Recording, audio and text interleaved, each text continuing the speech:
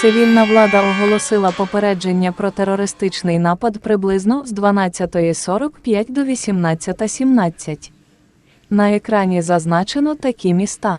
Це не навчання. Негайно зверніться до найближчого скритища.